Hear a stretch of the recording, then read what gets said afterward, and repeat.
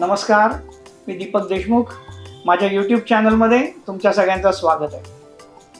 आज आपण जाणार आहोत धनश्रीच्या गावाला, बेळगावच्या बाजूला सलामवाडीमध्ये, आणि तिकडे भावेश्वरी देवीच्या जत्रेला.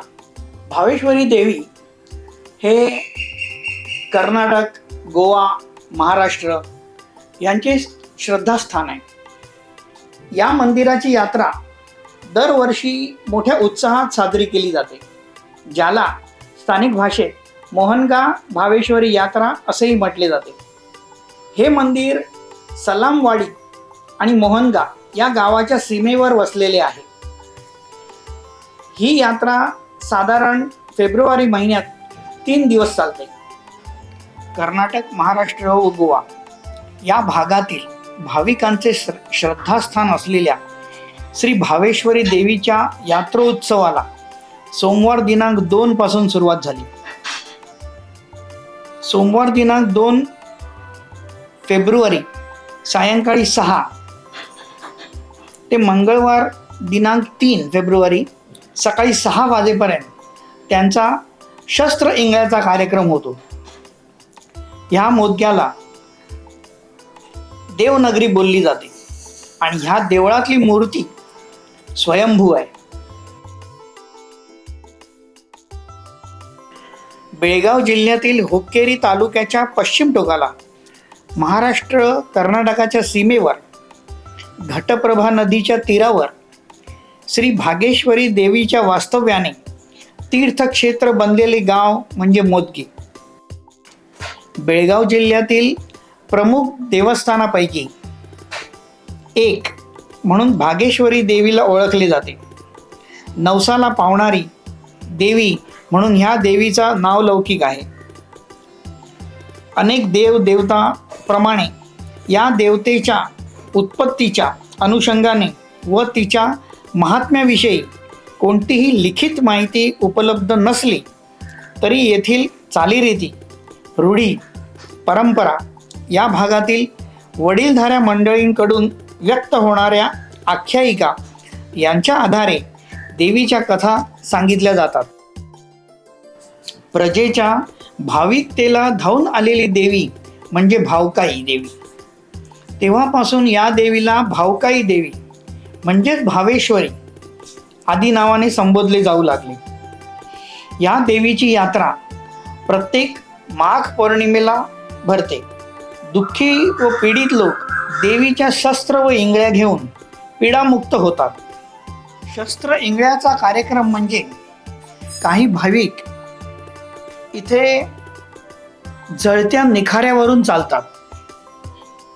इथे देवीच्या पाषाण्यावर मुखवटे लावलेले आहेत. या पाषाण्याच्या बरोबर समोर नदी असून देवीच्या गाभाऱ्यात कधीही मांसाहारी नैवेद्य नेला जात नाही. महाआरतीच्या वेळेस अर्धप्रदक्षिणा घालूनच पूजा केली जाते. याचा अर्थ भगवान शंकराप्रमाणेच अर्धप्रदक्षिणा घातली जाते. म्हणून या देवीला आदिमाया पार्वती या नावाने ओळखले जाते. भावेश्वरी देवी ही आदिमाया पार्वतीच असून या ठिकाणी ती भावकाई या नावाने वास्तव्य करीत असते. देवीच्या मंदिरासमोर व सभामंडपात जी दीपमाळ आहे त्या ठिकाणी कधीही दिवा लावला जात नाही. याचा अर्थ ती दीपमाळ नसून तो मोहिनी सूर नावाच्या राक्षसाच्या वधाचा स्मृतिस्तंभ आहे. म्हणूनच त्या ठिकाणी यात्रेत कोंबड्यांची पिल्ले व बोकड आणून सोडले जातात. यात्रेचा दुसरा दिवस हा मुख्य दिवस असतो. या दिवशी देवीला दंडवत घालणे, महापूजा आणि महानैवेद्याचे कार्यक्रम होतात. या ठिकाणी बरेच भाविक वेगवेगळ्या गावातून येतात. देवीला महानैवेद्य म्हणजेच कोंबडी किंवा बकरे बलिदान देतात. इथेच राहतात, जेवण करतात, सगळे एकत्र येतात. यात्रेचा तिसरा दिवस म्हणजे या दिवशी देवीची पालखी मिरवणूक काढून यात्रेची सांगता केली जाते. या दिवशी गावातले भाविक म्हणजे चाकरमानी जे नोकरी धंद्याच्या निमित्ताने बाहेर गेलेले असतात ते यात्रेच्या निमित्ताने परत आपल्या घरी येतात. आपल्या घरच्यांसोबत हा उत्सव साजरा करतात. गावात प्रत्येक घरात बकऱ्याचा बळी दिला जातो आणि सगळ्या पिढ्या एकत्र काम करून त्या भोजनाचा आनंद घेतात, म्हणजेच त्या प्रसादाचा आनंद घेतात. सन 1980ला नवीन मंदिराचा जीर्णोद्धार झाला.